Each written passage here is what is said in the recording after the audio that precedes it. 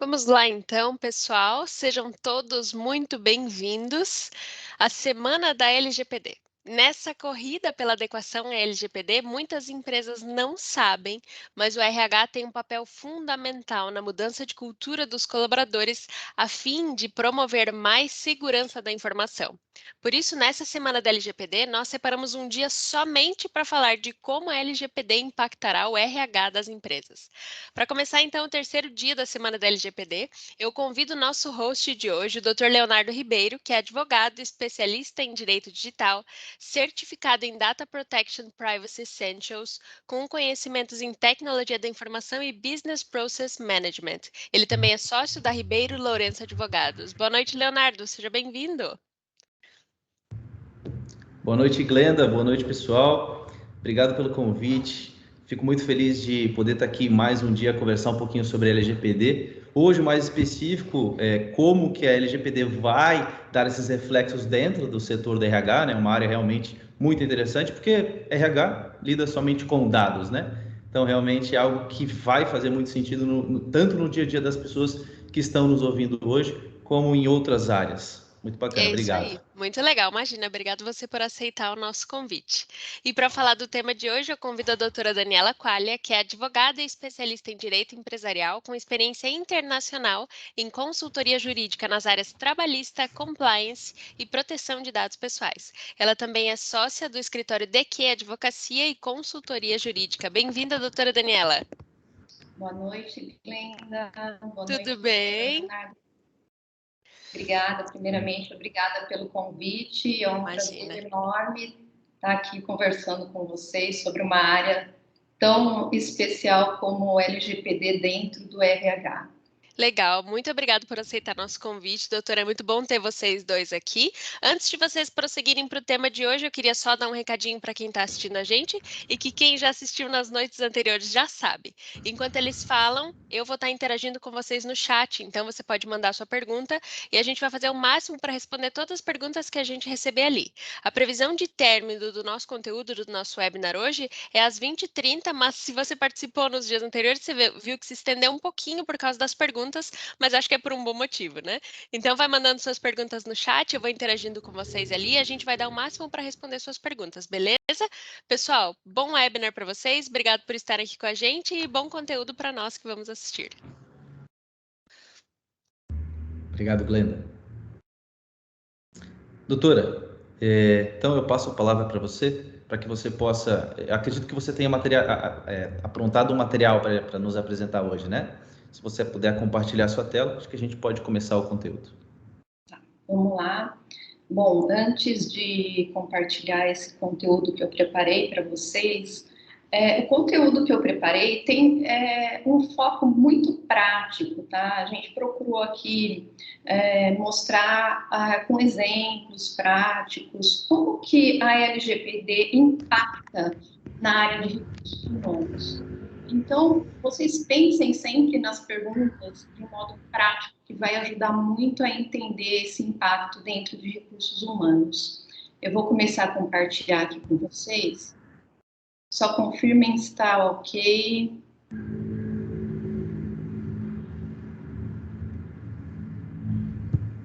Ok, Marco? Perfeito, eu estou vendo, doutora. Então, vamos lá.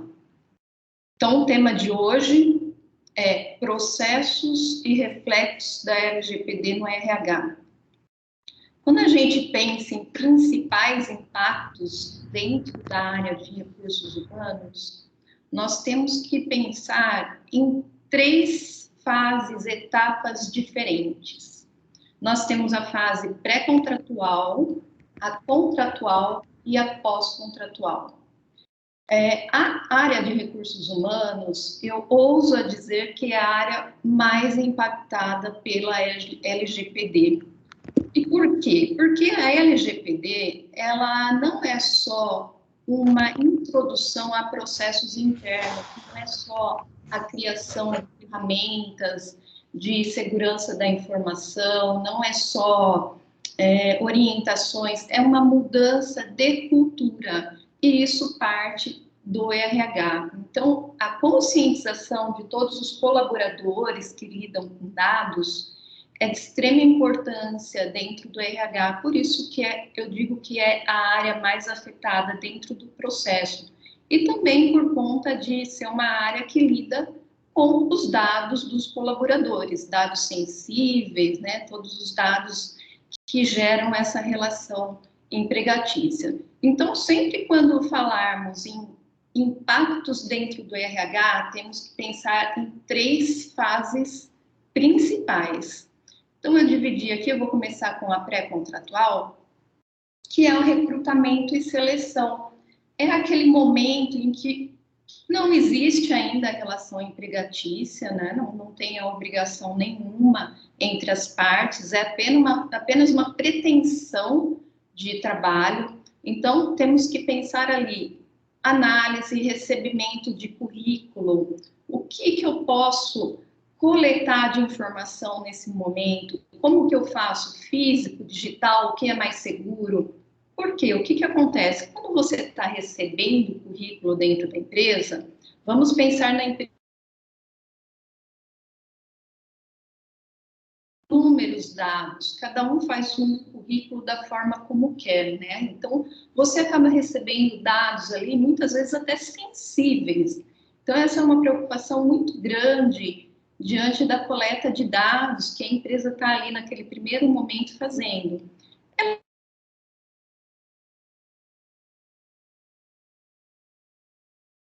Com um ícone, trabalhe conosco, preencha aqui todas as informações, ela tem uma... Perdão, falhou aqui para mim. Falhou para ti também, Léo? Falhou, tá dando umas travadinhas, né? Uhum. Doutora, Eu pode pensei só que era a minha repetir essa internet. informação anterior, por gentileza? Claro, vamos lá, eu estou falando de currículos, né? Essa primeira fase, que é quando não existe ainda a relação empregatícia, os candidatos às vagas de emprego, eles vão lá, entregam o currículo em papel para a empresa, muitas empresas ainda recebem o currículo em papel, e essas devem ter uma atenção especial.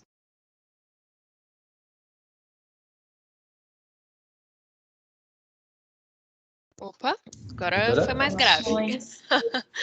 Doutora, eu acho que a gente está com algum problema na internet. A doutora está conectada no cabo?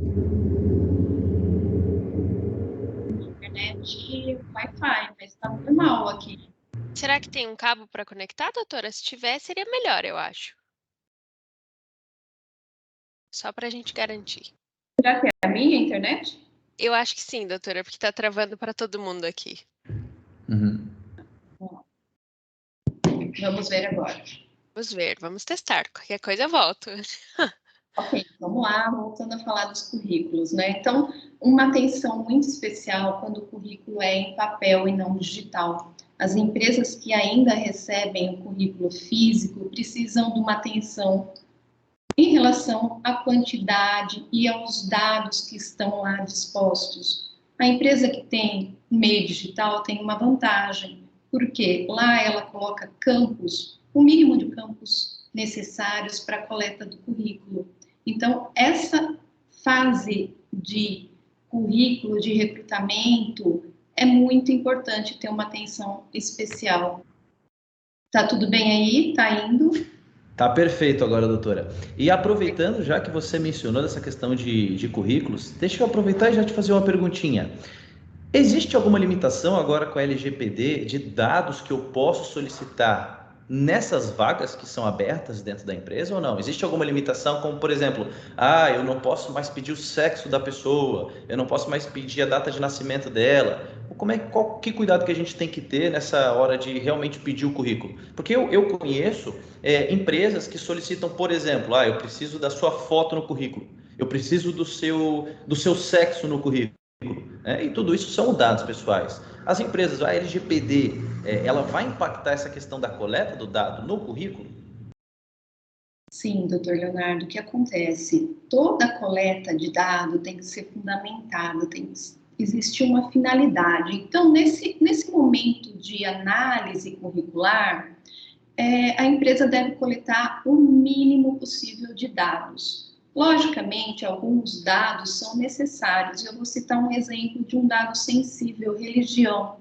Por exemplo, uma vaga de emprego que na indústria, essa indústria opera aos sábados, é fundamentado porque existem algumas religiões que não permitem o trabalho no sábado. Então, toda coleta de informação nessa fase tem que estar adequada à finalidade do trabalho. Posso perguntar o sexo? Pode, desde que a vaga tenha um fundamento para saber o sexo da pessoa. Então, sempre atrelado a um fundamento. Na forma geral, sempre colher o mínimo de dados possível. É o nome, o contato, o descritivo profissional, logicamente, se houver interesse na próxima etapa, numa conversa, você acaba colhendo um pouco mais de dados, né?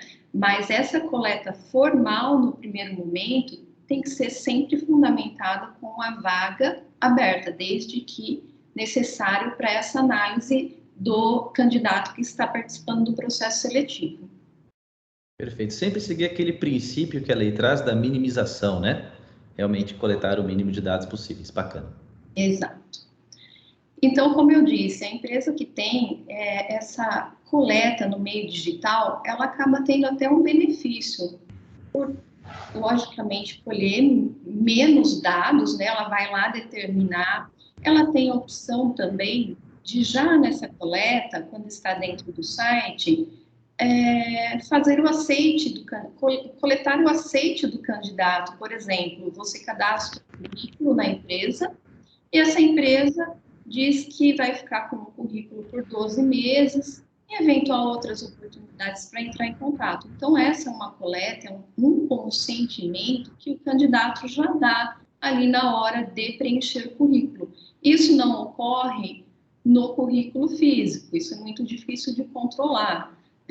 Pensando no candidato que vai levar na portaria da empresa um currículo físico, como que você vai lidar com isso, informar, você vai coletar um termo, olha, você concorda que fique aqui? Então, sempre pensando muito na modernização, que ajuda muito quando se fala em proteção de dados pessoais.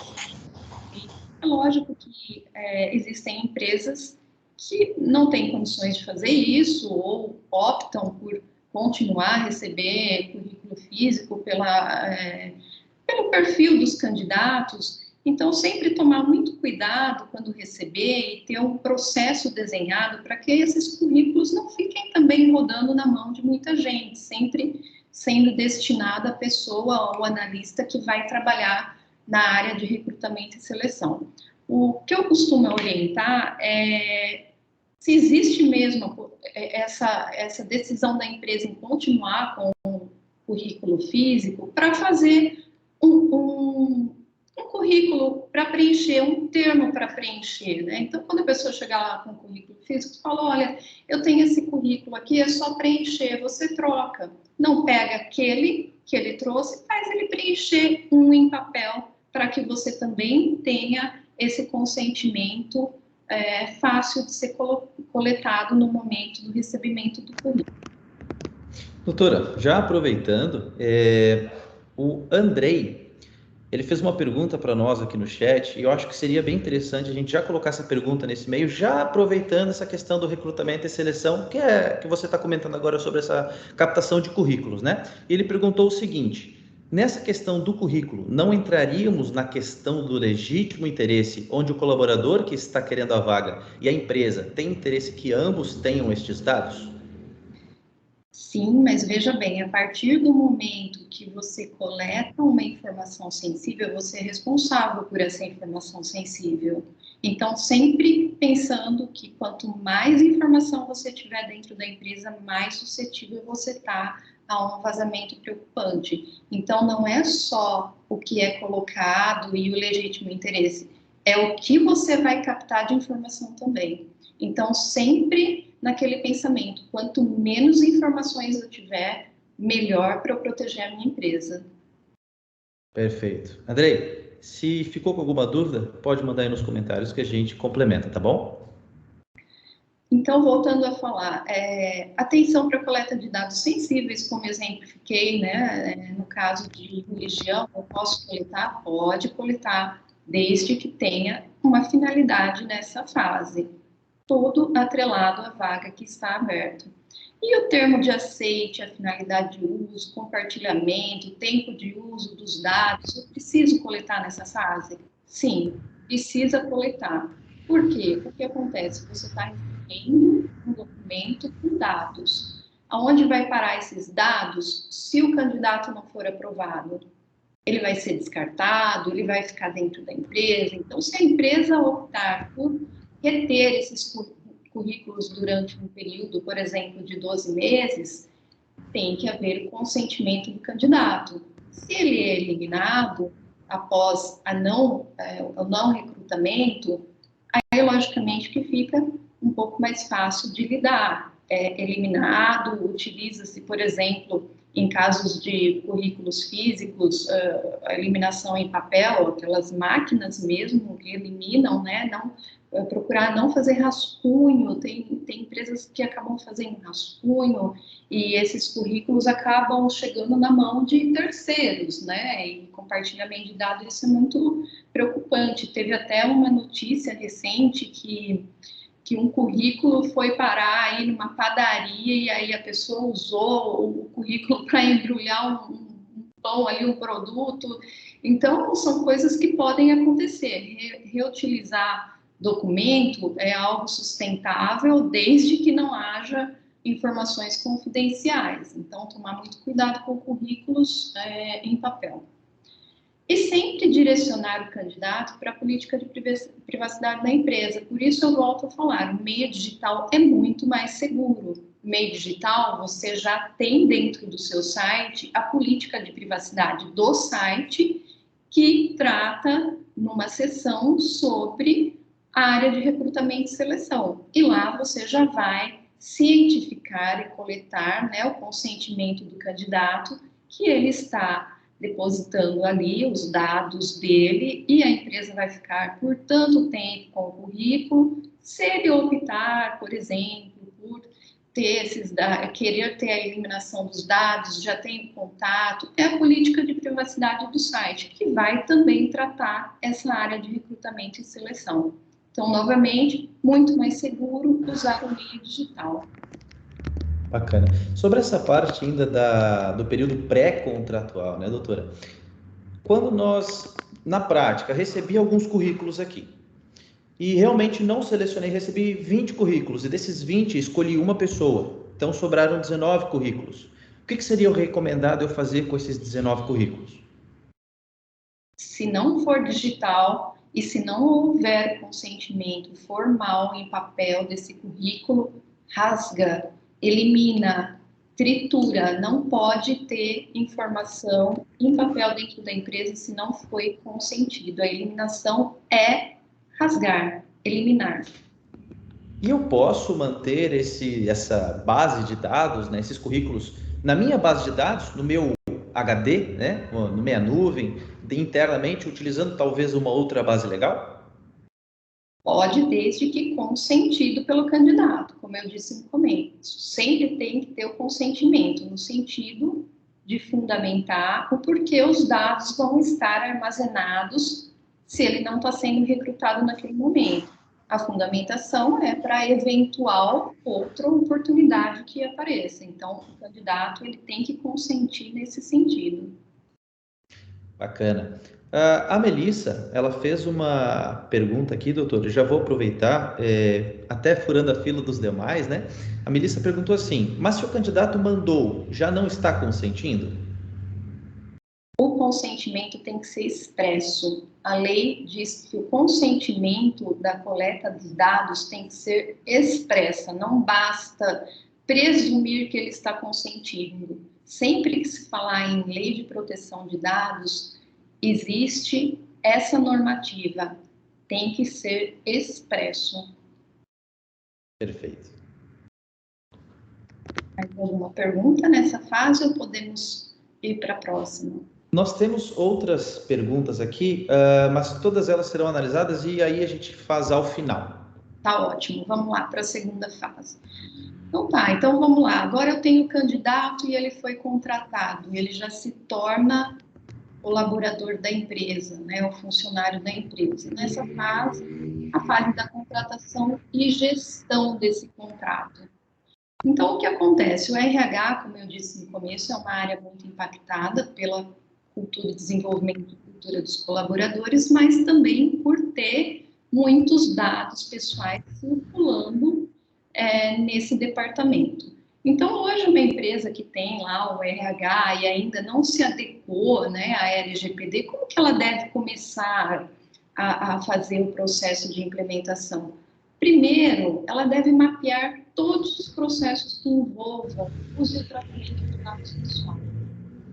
Os processos devem ter dados que tenham necessidade e finalidade. Nunca um dado deve estar dentro do RH se não existe a finalidade para esse dado. Por exemplo, uma ficha de registro do colaborador que está lá citando a raça do colaborador. E existe a necessidade disso? Por que é colhido isso? É um dado sensível. Então, sempre analisar com essa mentalidade. Existe a necessidade? O que eu vou fazer com esse dado? Existe a finalidade?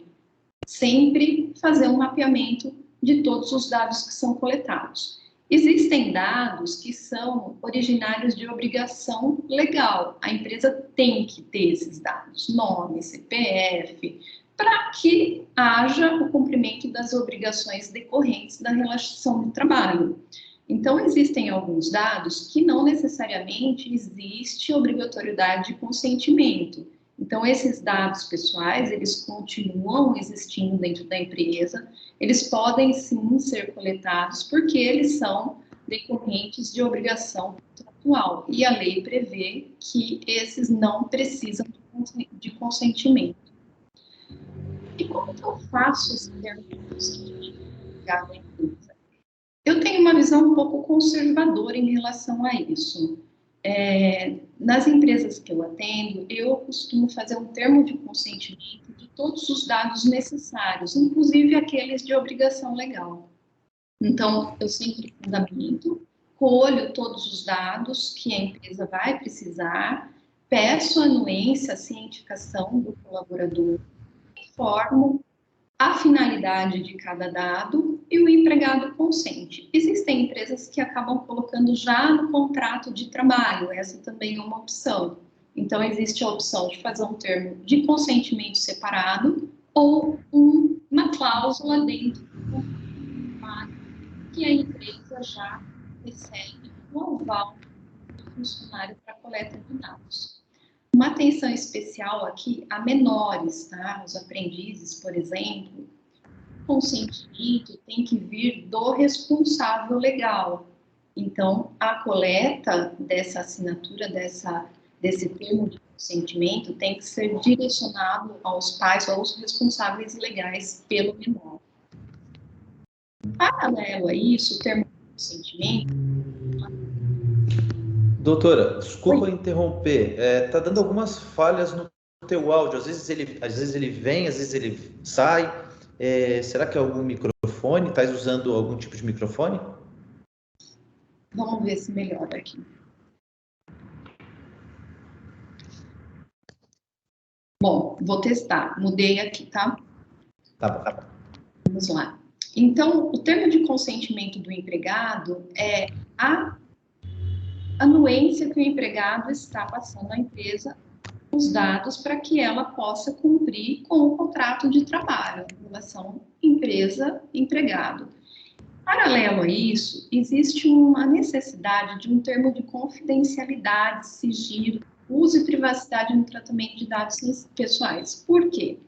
Existem alguns processos internos dentro da empresa que o colaborador acaba tendo acesso a dados pessoais de outros colaboradores. Então, esse termo de confidencialidade é o colaborador, o funcionário, que dá à empresa. No seguinte sentido, Se eu tiver ciência.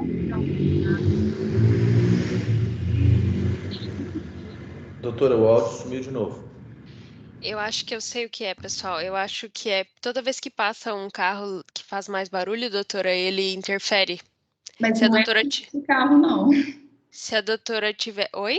Mas esse carro não está passando aqui, não. É mesmo? Toda vez dá um barulho de carro toda vez que o Pode ter som sido aqui. É passa. alguém com áudio aberto. O meu não está, não. Pode Não, ser. pode ter sido aqui. Eu vou deixar meu microfone no Uhum, mudo. beleza.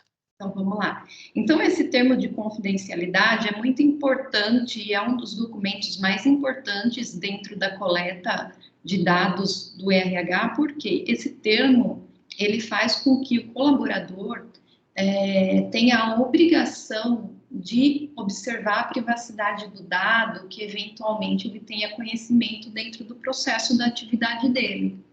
A empresa, ela é responsável pelos atos dos colaboradores em se tratando de LGPD. Então, a empresa que não tiver, por exemplo, a conscientização do colaborador de que ele tem que observar o sigilo e a privacidade no tratamento dos dados pessoais, ela vai ser responsabilizada e vai ter um problema muito grande, porque sequer ela fez o processo correto de LGPD. Então, esse termo é muito fundamental também. Novamente, existem empresas que colocam já no contrato de trabalho um termo de uma cláusula de confidencialidade. Existem empresas que optam, dentro do processo, para colher um termo de confidencialidade separado. Então, também. Doutora, Sim. aproveitando nesse mesmo tópico, digamos que a empresa ela tome todos os cuidados, faça algumas cláusulas de proteção, de confidencialidade, esse termo de consentimento, e o colaborador ele não respeite e acabe dolosamente vazando algum dado, seja ele sensível ou não. Como é que a empresa poderia proceder nesses casos? Bom, é uma medida que pode gerar até uma justa causa, né? São medidas disciplinares que a empresa pode aplicar em relação à ação do colaborador. Então, por isso que é muito importante sempre ter a fiscalização de tudo isso que está acontecendo. Fiscalizar se os colaboradores estão respeitando. Em caso de não respeito e ser observado através de uma ação que algum dado foi vazado e está contra, né, essa política de proteção de dados, pode haver até uma demissão por justa causa dentro das medidas disciplinares previstas pela CLT. Perfeito, perfeito. Aproveitando também o mesmo tópico, o Cristiano nos fez uma pergunta sobre esse assunto e ele perguntou o seguinte, doutora. A empresa, com o consentimento do candidato e depois da contratação, pode ficar com esses dados para sempre ou deve constar na descrição da vaga ou no contrato de trabalho o período em que esses dados serão mantidos? São duas coisas diferentes. Por exemplo, na fase pré-contratual, ela vai coletar dado como candidato. Então, ela precisa cientificar o colaborador e ele precisa consentir que aqueles dados fiquem armazenados pelo período que a empresa decidir que vai ficar, por exemplo, 12 meses, como candidato. A partir do momento que ele se torna colaborador, o que acontece? Os dados estão vinculados ao contrato de trabalho. Havendo a ruptura contratual, existem alguns dados que ainda ficarão dentro da empresa, porque a empresa tem que cumprir com algumas obrigações legais. Eu costumo colocar, sim, no momento do desligamento, a ciência ao colaborador dos dados que ainda ficarão na empresa e o prazo. É uma ciência para que o colaborador saiba quais dados ficarão dentro da empresa e por qual período. Mas é opcional, porque são originários de obrigação legal. Perfeito. Cristiano, se ficar com alguma dúvida, por favor, nos pergunte, tá? Então, vamos lá. Voltando aqui a falarmos de advertências, né? A empresa, ela precisa ter a ciência de que quando ela tem alguma normativa quando ela tem alguma orientação para o colaborador, somente com a prova da fiscalização, ela consegue demonstrar em eventual fiscalização ou demanda judicial que ela estava fiscalizando através de medidas disciplinares aplicadas. Então, não adianta nada ter ali um termo de consentimento, ter um termo de confidencialidade todo correto, e o colaborador vaza alguma coisa, tira uma foto ali e compartilha no WhatsApp com os colegas algum dado sensível, dado pessoal, e a empresa não punir. Então, a empresa tem que aplicar a medida disciplinar para mostrar que está realmente fiscalizando. Esse é um dos pontos mais importantes para demonstrar a fiscalização, ok? E como que a gente trata do tema privacidade, né? Como que a gente conscientiza os colaboradores? Dentro daquelas empresas que possuem código de ética e conduta, em seção própria, coloca-se o tema privacidade de dados, de informações, como são tratados, como devem ser tratados, de uma maneira muito objetiva. A lei, ela tem um artigo que determina que a linguagem tem que ser muito clara, muito objetiva. Então, o que se costuma fazer dentro de um código de ética e conduta, uma política de privacidade para o colaborador? Dá exemplos muito claros, por exemplo, não compartilhar senhas, fechar a estação de trabalho assim que estiver ausente da mesa, não divulgar informações com terceiros fora das atividades contratuais. Então, são orientações muito objetivas que a empresa tem que dar, exemplificando as atividades, para que o colaborador possa entender claramente do que se trata essa privacidade de dados. No caso de receber e-mails, não abrir links, hoje a gente tem vazamentos de dados muito grandes, que muitas vezes têm origem de e-mails recebidos por colaboradores. O colaborador recebe um e-mail com um link estranho, abre e tem uma invasão de dados, uma invasão muito grande. Várias grandes empresas aí tiveram recentemente, se não me engano, a Renner teve recentemente um vazamento muito grande e foi detectado, pediram até um resgate pela devolução, causou um transtorno muito grande. Então, sempre orientar a área de segurança de informação, também participar dessas orientações, óbvio, né? A área de TI tem que ter um parceiro aí muito grande do RH, para que essas situações sejam alertadas ao máximo aos colaboradores. O uso de WhatsApp dentro da empresa também é muito sensível, compartilhamento de documentos, de relatórios. De repente, esse WhatsApp ele é invadido. Hoje a gente tem alguns golpes aí, né, no mercado e acabam invadindo o WhatsApp e acessam nossa lista de contatos e pedem dinheiro. Eu tenho certeza que todo mundo conhece alguém que passou por isso. Então, esses dados dentro do WhatsApp também são de extrema sensibilidade. Sempre preferir compartilhamento por e-mail e não dentro dessa ferramenta de comunicação.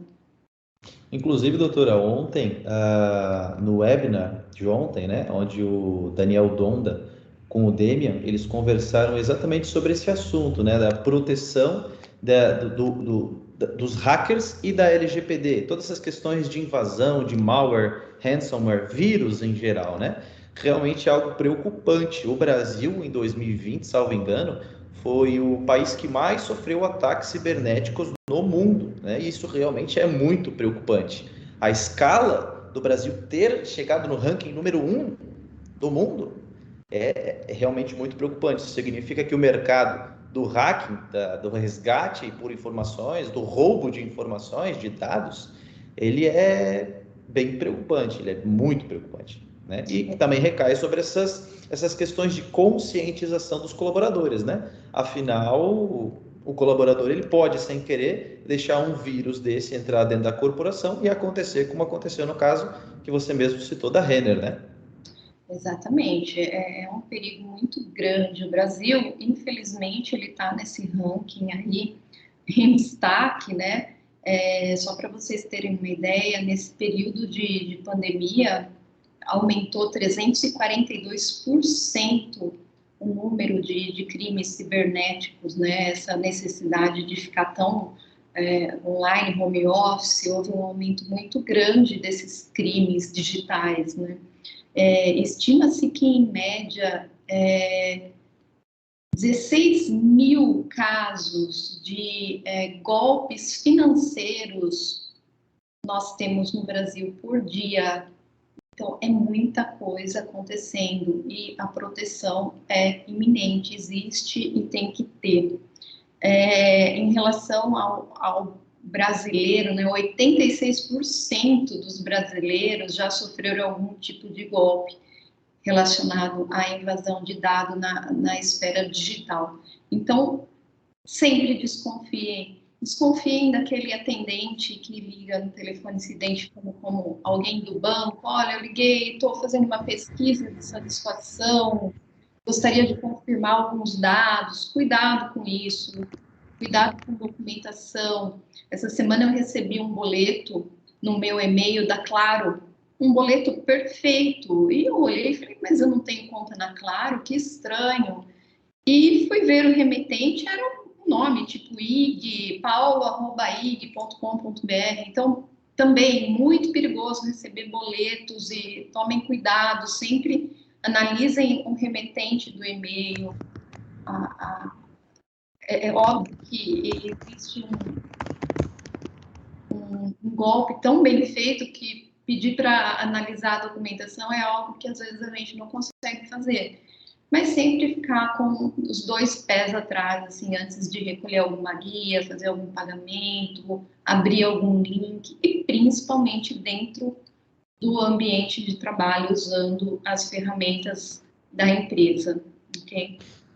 Hoje, infelizmente, isso virou uma profissão, né? No Brasil existe, hoje está classificado entre, especialmente esses golpistas, como uma profissão. Esse roubo de informações, essa tentativa de acesso a WhatsApp, a rede de e-mail, isso realmente é algo promissor para eles, porque eles tentam ganhar a vida dessa forma e muitas vezes eles conseguem, enganam pessoas e até pessoas que estão neste meio, né? Este exemplo que você citou da Claro, doutora, eu passei pela mesma coisa, venceu a conta da Claro, a conta era um valor X, apareceu o mesmo valor no mesmo dia que que a Claro me manda a fatura, no mesmo valor, tudo igual. A única coisa que mudava era o remetente, era a única informação que mudava, né? O boleto veio todo bonitinho e se eu não visse quem era o remetente, eu teria pago, porque, veio no dia aqui, tá, fatura, ok, vamos pagar e acabou. E como é que eles sabem que eu recebo aquela fatura naquele dia, com aquele valor? Como é que eles sabem o meu dado, o meu e-mail, né? O meu e-mail pessoal, que é a informação que eu passei para Claro. Então, tudo isso nos preocupa e, infelizmente, a gente está suscetível a tomar um golpe desse todos os dias, né? Exatamente, estão muito modernos esses golpes, né? A gente sempre tem que tomar cuidado. E por isso que, voltando novamente a dizer que a cultura, né, o treinamento dos colaboradores é muito importante, né, doutor Leonardo? Porque num caso desse, a empresa pode ter até todas as ferramentas de proteção, mas se o colaborador imprime ali uma lista e vende essa lista de dados para um terceiro, é um problema muito grande. Então, o colaborador, o funcionário, ele tem nas mãos um tesouro ali, né? Dados pessoais, hoje em dia, eles são comparados ao novo petróleo, de tão valiosos. As empresas trabalham com dados pessoais, podem fazer inúmeras negociações, né? Então, tomar muito cuidado, conscientizar o colaborador é o principal dentro da empresa, incluir treinamentos, tanto na integração, no momento da integração, já passar todas as normas de privacidade, de confidencialidade, E sempre naquele sentido, né? Tentar conscientizar o colaborador que se a empresa for afetada, consequentemente, o trabalho dele também vai ser, né? O serviço dele, o emprego dele também vai ser afetado.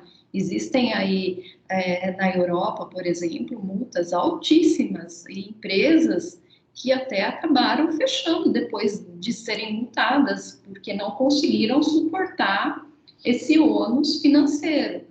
E, consequentemente, as pessoas perderam o emprego. Então, sempre tentar conscientizar que é um efeito dominó. A empresa sofre alguma penalidade desse tipo, ele também vai ser afetado.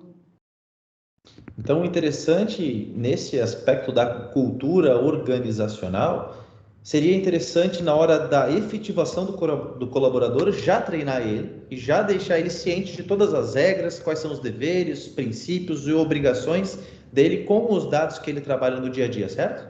Exato, exato. É o melhor momento. É lógico que quando você conscientiza logo no começo, tem um peso maior, né? O colaborador já entra na empresa com essa mentalidade, na minha vida, faz todo sentido e é muito importante já na integração mostrar como a empresa se preocupa com a confidencialidade e a proteção dos dados. E em relação aos colaboradores que já estão ativos, qual seria o momento propício para a gente realmente sentar com eles e disseminar essa cultura de proteção de dados? Olha, a cultura de proteção de dados, ela é algo que ocorre com o tempo. Recomenda-se um treinamento inicial, explicando o que é a lei de proteção de dados, trazendo o colaborador também para conhecer o direito dele como cidadão. É sempre muito importante conscientizar primeiro o colaborador como cidadão, para que ele tenha essa sensibilidade de usar isso dentro da empresa também, no sentido de que, poxa, eu gostaria que meu dado fosse protegido, né? Fora da empresa. Então, o dado de quem eu estou usando dentro da empresa, vou proteger também, né? É questão de empatia. Então, sempre trabalhar essa cultura de ter o conhecimento dos direitos e deveres como cidadão e como funcionário da empresa. Sempre, sempre com treinamento, sempre com avisos em quadros sobre senhas, sobre não compartilhamento de documentos. Não tem fim, doutor Leonardo. A cultura, ela leva muito tempo para ser disseminada dentro da empresa. E ela é como a prevenção de acidente de trabalho, né? Mais ou menos no mesmo sentido. Sempre tem que ter, sempre tem que alertar, a conscientização e o respeito das regras de LGPD também. Perfeito. Em relação a... Nós estamos recebendo algumas perguntas, doutor, aqui no chat. Eu vou aproveitar e já vou deixar essas perguntas para o final, tá? Porque daí aqui a gente toca a nossa linha do tempo, e aí eu estou elencando aqui todas elas, e ao final a gente acaba elucidando cada uma, pode ser? Pode, claro, vamos lá. Bom, aí, processo de contratação e gestão é tudo isso que, sucintamente, é lógico que conforme você vai implementando o processo, outras questões vão surgindo, né? No caso, os colaboradores que já têm contrato, por exemplo, o que fazer, eu faço um aditivo contratual naquele sentido, ou eu faço um termo de consentimento, ou eu faço um aditivo contratual se a empresa optar por colocar no contrato, né? Tanto como o consentimento ou o termo de confidencialidade também. E treinos e treinamentos em relação a esses colaboradores sempre. Colaboradores que lidam com dados sensíveis, por exemplo, na área de saúde, esses são os mais preocupantes, né? As clínicas médicas, hospitais, aquele consultório simples que ainda usa a ficha do paciente naquele envelopinho. Então, é muito comum a gente ir num consultório médico e a secretária está ali com a ficha do paciente em cima do balcão, né, do próximo paciente, você olha ali o nome da pessoa, sabe que vai consultar. Tudo isso tem que mudar. Não é porque é um consultório pequeno que tem uma secretária e um médico que ele não tem que observar a lei de proteção de dados. Ele trabalha com dados sensíveis. Ele tem tanto que observar a lei de proteção de dados como a proteção sigilo médico-paciente. Então, essas áreas também serão muito afetadas. E tem uma sensibilidade muito grande. A área de saúde lida com dados sensíveis, né? E são os mais afetados também na área da LGPD. E desligamento e pós-rescisão, né? Até surgiu uma questão como que dá a comunicação. Como eu disse no começo, a empresa ela tem algumas obrigações legais que ela tem a necessidade de permanecer com os dados, alguns dados do colaborador. Então, na entrevista de desligamento, orientar sobre a disponibilidade dos dados, né? Como eu disse, eu costumo fazer, sim, um informativo, um consentimento que alguns dados ficarão dentro da empresa para cumprimento das obrigações legais. Eu uso até uma tabela com qual o motivo, o tempo que ficará, a base legal. Então, isso eu acho importante para que o colaborador tenha conhecimento também do porquê que o dado ainda vai permanecer na empresa. E sempre adequar o tempo de armazenamento. Tem que ter uma política, né? A empresa tem que ter uma política também de eliminação de dados. Quando eu digo política, é um processo interno, uma diretriz, né? A partir do momento que o colaborador saiu da empresa e eu cumpri com todas as minhas obrigações legais, o que eu faço com esse documento? Como que eu deleto? Como que eu controlo tempo a tempo todas essa coleta de dado que está armazenado lá no meu banco de dados? Então, também tem que ter uma política própria para exclusão dos dados que não são mais utilizados. Essa providência da eliminação de dados, ela reflete também em terceiros, como, por exemplo, a empresa tem alguns contratos, né, com planos de saúde ou compra de vale-refeição, vale-alimentação, que acabam compartilhando alguns dados também. Então, a empresa, além de tratar o tempo de armazenamento, ela tem que comunicar também essas empresas, esses prestadores, né, de serviços, no caso, do desligamento e pedir também que sejam apagados os dados que não estão mais relacionados à atividade do contrato de trabalho. Doutora, aproveitando essa parte do desligamento do colaborador, né? Eu acredito que muitas pessoas elas têm uma dúvida crítica, que é demitir uma pessoa, posso apagar os dados dela? A doutora já comentou que existe a questão da obrigação legal ou regulatória para manter os dados dessa pessoa ali dentro. Porque, querendo ou não, você precisa obrigatoriamente manter os dados da pessoa, mesmo após a rescisão. Só que existe algum caso em que a gente demitiu uma pessoa, pode excluir os dados dela? Ou então, o que eu faço na prática? O que eu vou fazer com aqueles dados? Eu preciso manter? Onde que eu posso manter? Como é que eu devo proceder com essa parte do tratamento de dados?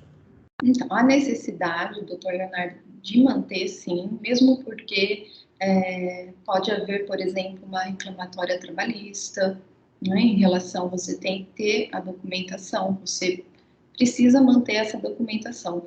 Em relação a como fazer, aí vai depender do processo interno da empresa, se é tudo digital ou se ainda é em papel, como ela vai guardar essas informações, como ela vai armazenar em arquivo físico, em nuvem ou servidor interno, isso tudo tem que ser pesado, né? Como que vai administrar todo esse material, né? Todos esses dados. Então, logicamente que, novamente, o meio digital é o mais aconselhável. Hoje, você trabalhar com arquivo físico, você tem, além de todo o perigo, né, de eventual incêndio, inundação e perder essa documentação, você tem uma dificuldade muito grande no controle de todos esses dados, né, de eliminação, de busca de dados quando demandado, por exemplo, num processo judicial, numa reclamatória trabalhista. Então, sempre partindo do princípio de como é feita a guarda dos documentos para depois desenhar um processo de armazenamento e eliminação de dados. Bacana, doutora, perfeito, obrigado. E aqueles dados antigos, né? Então, eu tenho contratos antigos que ainda estão ali. O que eu faço com esses dados? Por exemplo, eu fiz uma consultoria recentemente que a empresa tinha uma ficha de registro muito antiga, com várias informações, até cor dos olhos, raça, né, cor. Então, existe a necessidade de substituição, né? São documentos infundados, são informações infundadas, não tem porquê, se não tiver fundamentação nenhuma, a empresa tem que se adequar a uma nova coleta de dados sem aquelas informações. Então, esse mapeamento principal, quando a gente começa o processo, né, de implementação da LGPD, esse é um dos momentos também mais importantes, que você começa a fazer um inventário de dados, quais os dados são coletados pela empresa, e você vai passar a orientação de quais não devem ser mais requisitados e devem ser eliminados. Então, é um ponto muito importante dentro do projeto de LGPD. E a comunicação a terceiros da demissão do colaborador, né? Aqueles prestadores de serviços que estão vinculados, que têm o acesso a dados, eu destaco o plano de saúde, eles têm que ter a comunicação do desligamento para que haja também a eliminação dos dados do colaborador que foi desligado e não é mais parte do quadro de funcionários. Doutora, aproveitando esse tópico, o Andrei fez mais uma pergunta aqui que acho que seria bacana a gente colocar no meio da sua apresentação. Ele perguntou o seguinte: não seria melhor anonimizar todos esses dados? Onde acredito que ele está se referindo da questão do desligamento, né? Após o desligamento, não seria melhor anonimizar os dados do colaborador? É isso, Andrei? Utilizando isso. Ele até complementou, utilizando o processo de criptografia. Sendo isso, teria esse prazo de ter esses dados? Sendo feito isso, teria prazo de ter esses dados? Sim. Após esse processo da criptografia? Esse processo, ele é uma opção, a lei cita essa opção, para evitar que haja a localização imediata do nome do colaborador. Mas isso não faz com que a empresa não tenha a obrigação de guardar essas informações. É sim uma medida que a empresa pode optar, mas para que aqueles colaboradores não tenham acesso ao nome diretamente do colaborador. Mas veja bem, é só uma medida protetiva daqueles que trabalham e eventualmente haja um vazamento de dados. Mas os documentos com as informações têm que ficar guardados da mesma forma para o cumprimento das obrigações legais. Até um complemento, né, doutora, se me permitir, a partir do momento que nós anonimizamos os dados, nós desvinculamos da origem. Então, se nós temos 5 dados e queremos anonimizar 3, ele perde aquela associação e a gente não consegue utilizar no momento posterior, por causa que a doutora, nesse exemplo, no caso que a doutora citou, numa eventual ação trabalhista, para a gente captar aqueles dados anonimizados e retornar à sua origem. Então, a partir do momento que a gente anonimiza esses dados, a gente não consegue mais ter aquela base dos dados da pessoa que foi desligada para utilizar na defesa trabalhista, que seria um caso, né? E também, na prática, não são muitas empresas que conseguem anonimizar os colaboradores. Às vezes nós temos empresas com 5, 10, 15 funcionários e que elas não conseguem, não têm essa tecnologia de anonimização. e acaba, é uma opção que a lei traz, como a doutora bem falou, né? Só que na prática, em algumas corporações, ele se torna inviável. Exatamente. Tem outro ponto, custo, né? É um processo custoso para as empresas e, obviamente, tem essa questão, né, que você comentou, né, doutora, essa questão da reversão depois que fica muito comprometida, no caso de uma demanda judicial, exatamente. Isso mesmo. André, se ficou com alguma dúvida, pode mandar ali no chat, tá, doutora?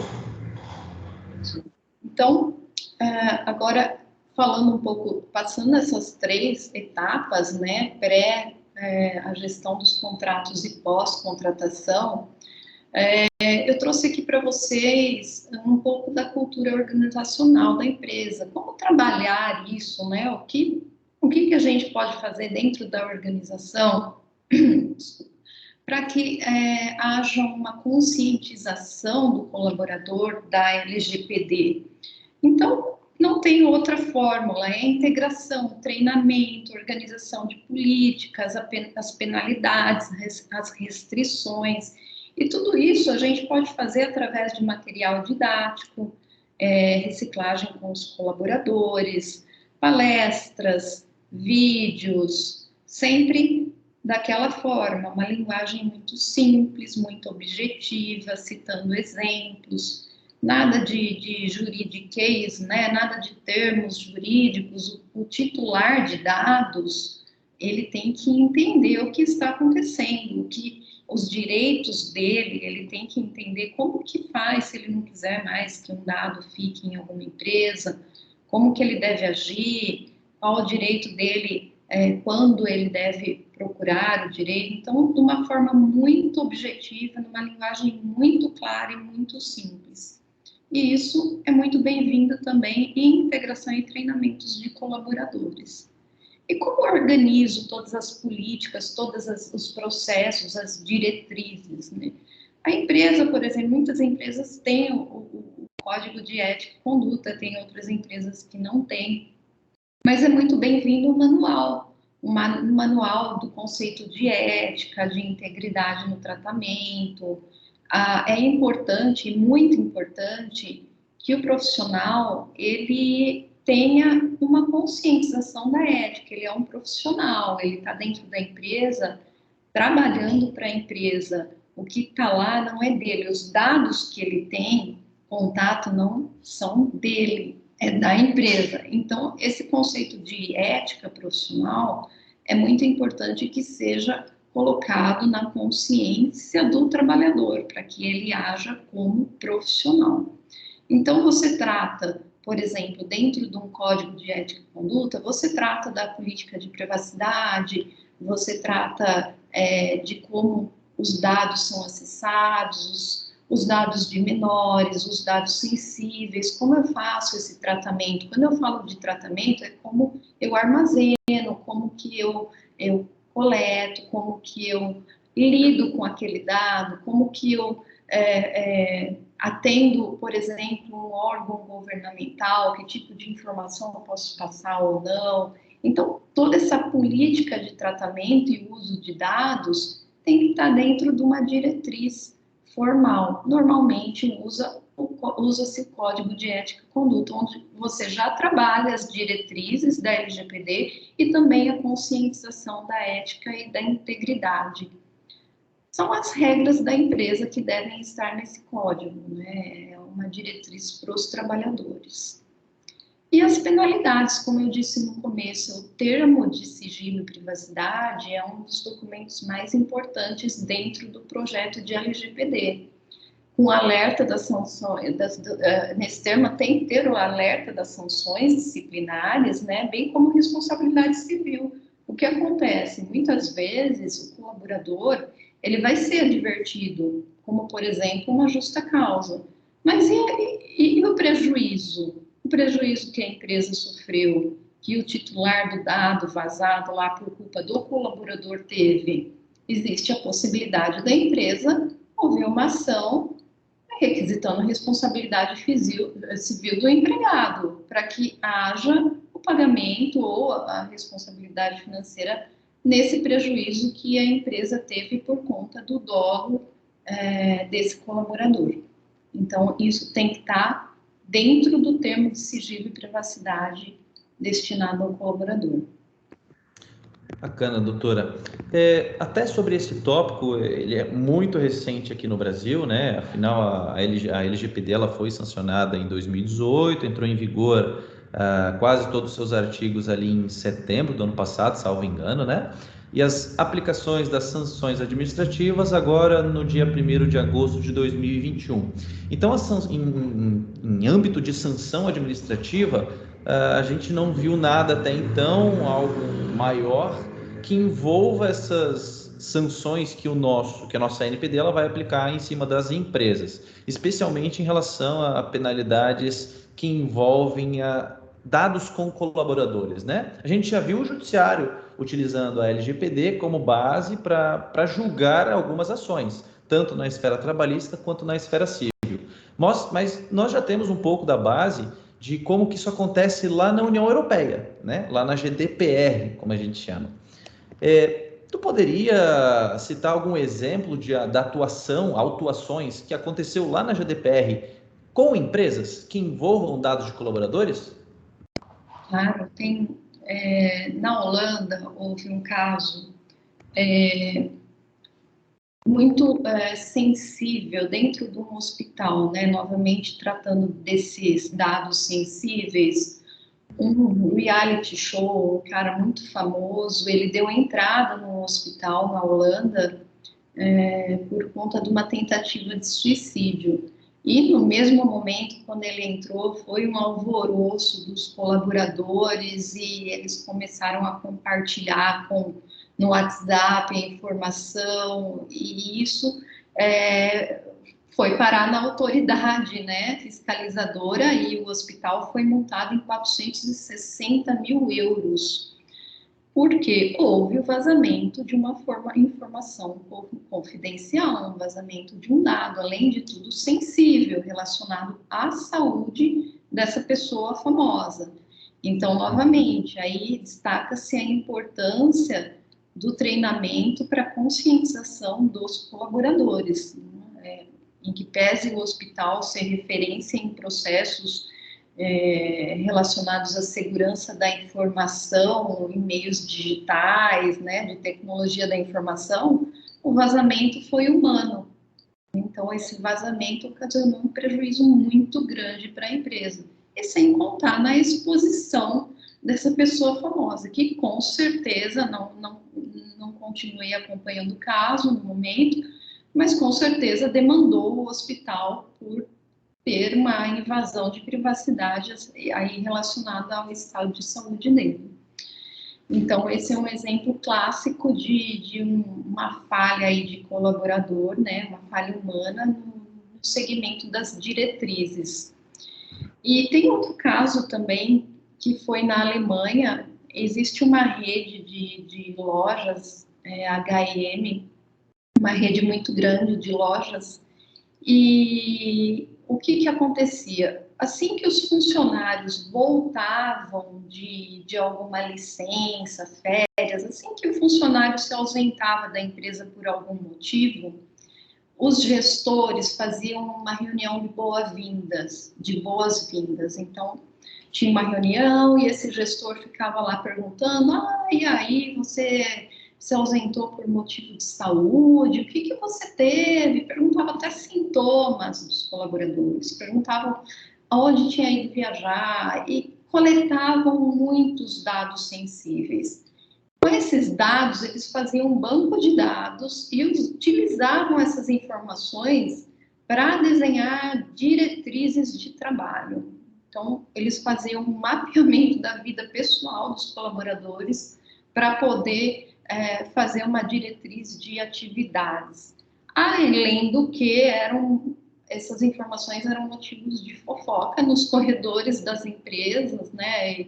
E se comentava muito sobre a religião. Na Europa existe uma questão muito relacionada ao preconceito religioso, né? Então era um motivo de comentários muito infelizes em relação a isso. E esse banco, com todas essas informações, por um erro do sistema da empresa, ficou aberto a todos os colaboradores num dia. Logicamente, houve a denúncia à agência fiscalizadora. Só para vocês terem uma ideia, a multa da HM foi de 35 milhões de euros. Nossa! Uma multa gigantesca, né? Imagine, logicamente, tudo muito grande, tem muitas redes de lojas, mas o impacto financeiro e a imagem da empresa foi péssimo, né? Essa coleta, essa questão da exposição da privacidade dos colaboradores. Por isso que a gente até sempre menciona, né, doutora? A LGPD não é apenas uma adequação documental, né? É tanto documental quanto comportamental, porque a gente precisa criar mudanças, precisa criar hábito de proteção, de privacidade em cima dos dados pessoais. Não é apenas criar um documento aqui, um documento ali, fiz a minha política e tá ok, né? Você precisa mudar a gestão dessas pessoas, mudar o jeito que ela olha para o dado pessoal e aquilo realmente ser algo, criar uma diferenciação no tratamento, né? E que fique claro, né? O que é o tratamento, o que é o dado pessoal, o que é o dado sensível, quais são as responsabilidades dele em cima daquele dado. Isso é muito importante para que não tenha erros e aconteça isso que aconteceu nessas duas empresas da União Europeia que você bem citou, né, doutora?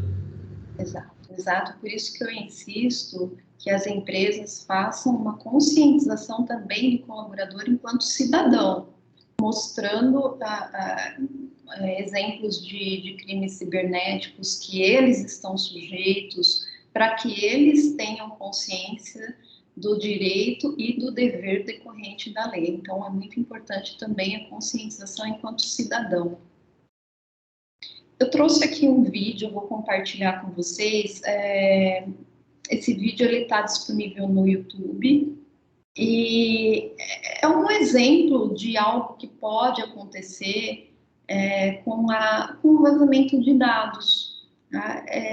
Comumente nós vamos às farmácias, né, comprar algum produto e lá a atendente, primeira coisa que pergunta, posso coletar, pedir, qual é o seu CPF, né, para ver se tem desconto, tem cupom de desconto.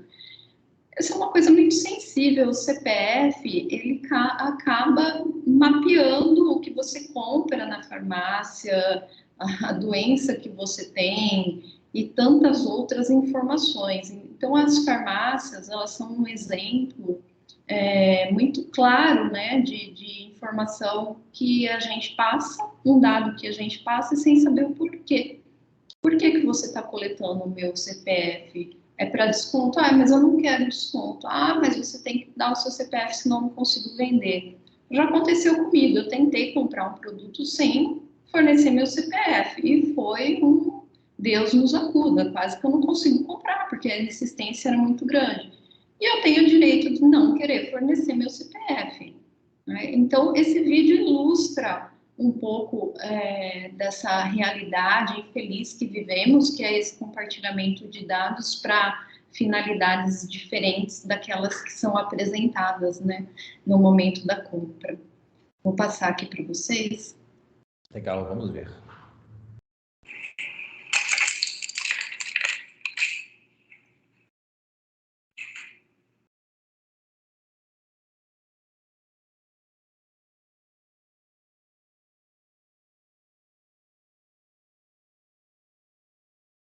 Doutor, eu acho que pode aumentar um pouquinho o volume. Maria, pode entrar. Maria, o seu currículo foi o melhor currículo que chegou para a vaga que a gente está oferecendo. Você tem uma ótima experiência profissional, mas nós não vamos poder te contratar. Quem sabe, uma próxima oportunidade. Essa cena não faz sentido. Para entender melhor essa história, teremos que voltar um pouco no tempo.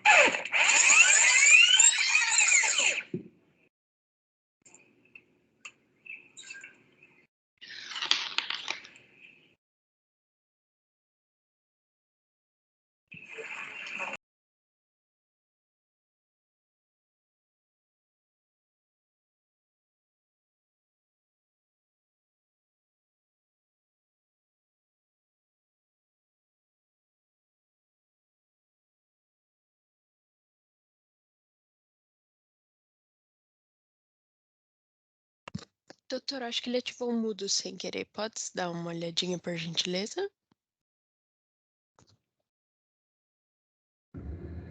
Eu acho que é o mudo do seu áudio, doutora. Acho que se tu muta o teu microfone, muta o vídeo também.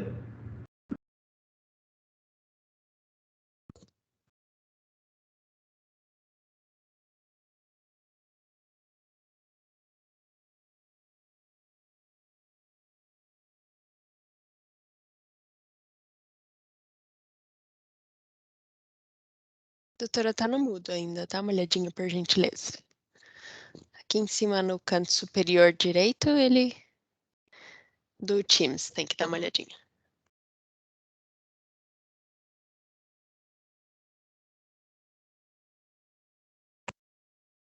Isso. Uhum. Opa, agora sim. Então, foi um exemplo, né, de um compartilhamento infeliz de dados decorrente de uma simples compra de um produto na farmácia. Olha a consequência que teve aí para uma eventual candidata a uma vaga de trabalho. Bacana, bacana, muito rico o vídeo. E vem a calhar exatamente como com o exemplo que você deu, né? Eles coletaram o CPF, rastrearam que o CPF, naquele CPF houve uma compra de um teste de gravidez, deduziram que ela poderia estar grávida e por esse motivo a empresa não queria contratar, porque eventualmente ela se afastaria, né? Se afastaria do trabalho, e isso não é conveniente para o empregador. E isso realmente, né, um compartilhamento totalmente indevido de dados e que a gente nem imagina que pode acontecer no dia a dia e acontece. Exatamente. É uma invasão de privacidade muito grande, né? Além de um compartilhamento de dados não consentido, né? É uma invasão de privacidade gigantesca, né? São dois fatores que são desrespeitados. Legal. Aqui nós temos algumas perguntas do pessoal que eu não fiz no decorrer da conversa, mas a gente pode tocar agora no final, né? Não são muitas. A Melissa Gobo perguntou o seguinte: a empresa tem responsabilidade solidária no caso em que um colaborador que utiliza dos sistemas da instituição para finalidade pessoal? Explico. Usou o e-mail corporativo para divulgar dados pessoais sensíveis. Ela tem responsabilidade solidária?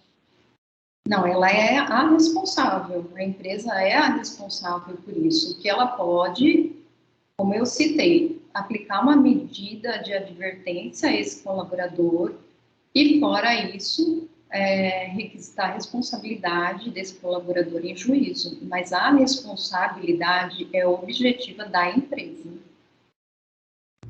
Isso, inicialmente, então, quem é responsável, por mais que quem tenha feito isso foi o colaborador, o responsável é a empresa, correto? Exatamente, é a empresa. Perfeito. O Elvis também fez uma pergunta aqui, doutora, que é o seguinte: como controlar que pessoas não tirem fotos, etc., quando estão em home office? Home office é uma questão muito difícil, né? Mas existem diretrizes de home office, né? Existem diretrizes até para vestimenta em home office, né? Tem gente que trabalha de pijama e a empresa, com certeza, pode fazer uma regra. Não é porque a pessoa está dentro de casa que ela não vá seguir regras relacionadas ao trabalho. Ela está em tempo de trabalho, ela está obedecendo as regras direcionadas pela empresa ao colaborador. Existe a possibilidade, sim, até quando, por exemplo, o colaborador retira o equipamento para trabalhar em casa, nesse momento de retirada do equipamento, confeccionar um termo de responsabilidade pelo uso do equipamento, com as regras relacionadas a não realização de fotos, vestimentas. Então, tudo isso pode sim ser regrado no momento em, por exemplo, que ele retira um computador, um notebook para trabalhar em casa. E também foi bom tocar nesse assunto de home office, muito cuidado, porque tem pessoas que levam o computador para casa, o computador da empresa, com inúmeras informações pessoais lá dentro, e de repente o filho vai usar o computador para fazer um trabalho de escola, né? E tem acesso a esse computador, baixa um joguinho ali que acaba vindo um vírus e acessa o banco de dados da empresa. Então, equipamento de trabalho também tem que ter um cuidado muito grande em home office.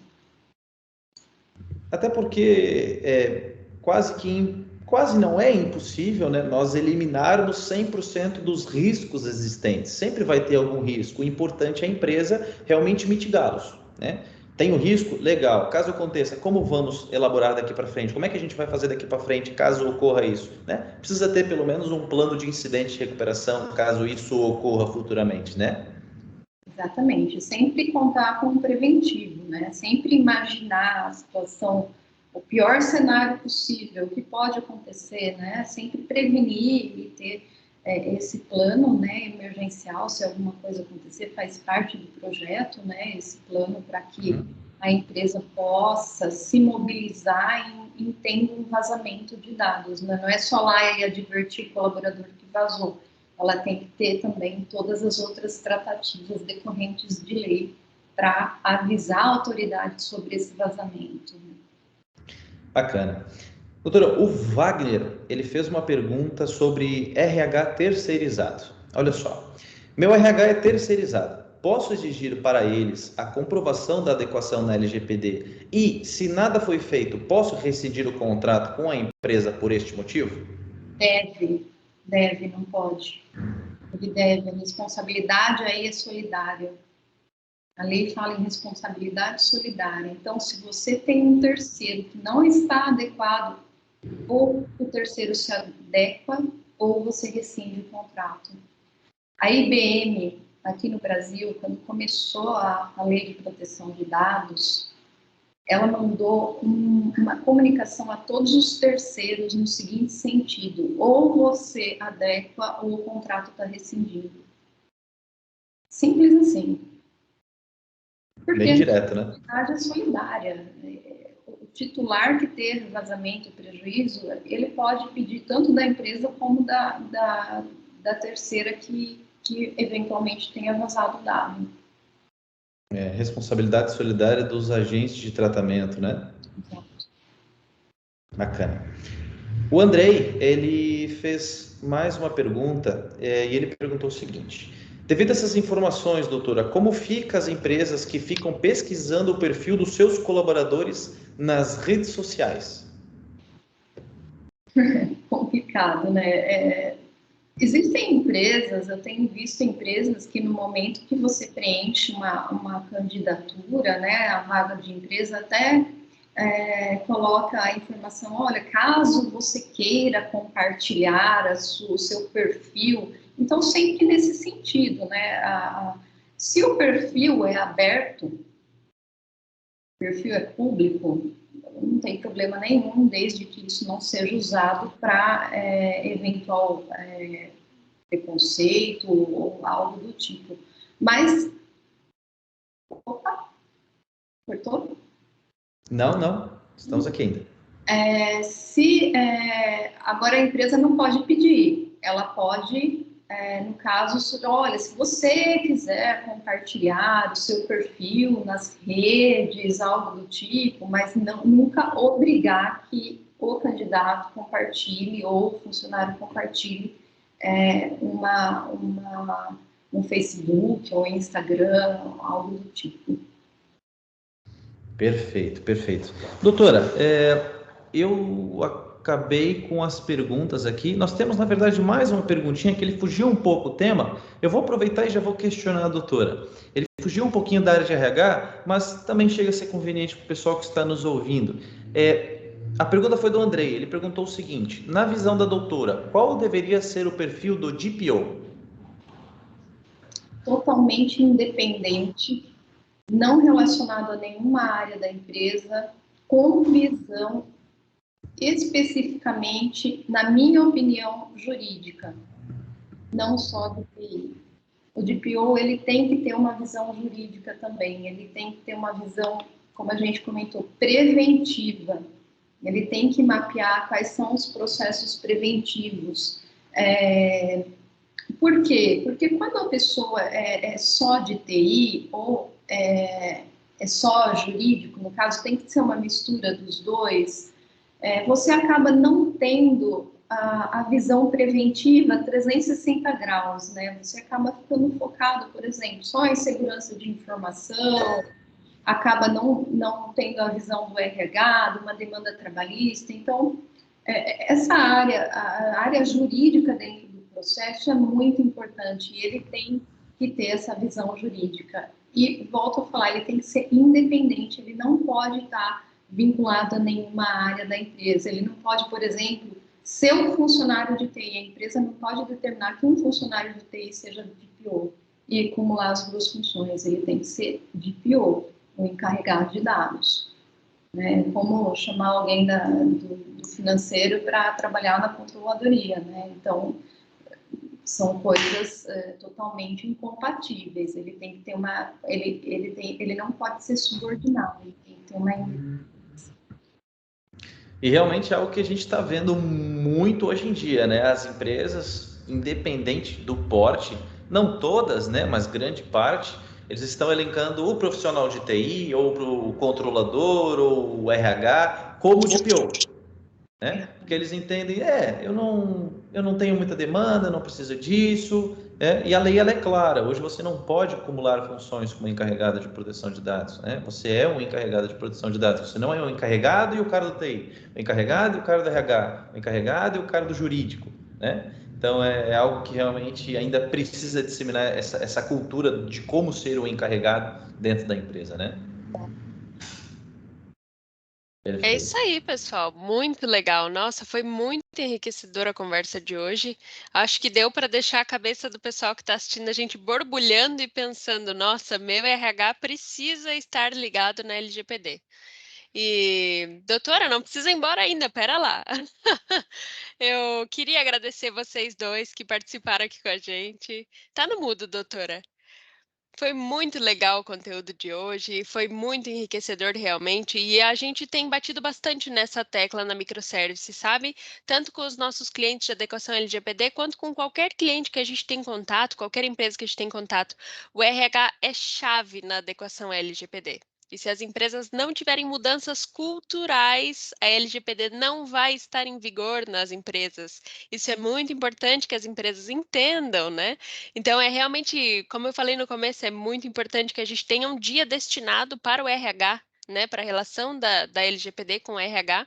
E eu tenho certeza que todos que assistiram até aqui tiveram suas dúvidas esclarecidas, tiveram muitos insights do que aplicar nas suas empresas, e eu agradeço vocês dois por terem participado aqui com a gente hoje.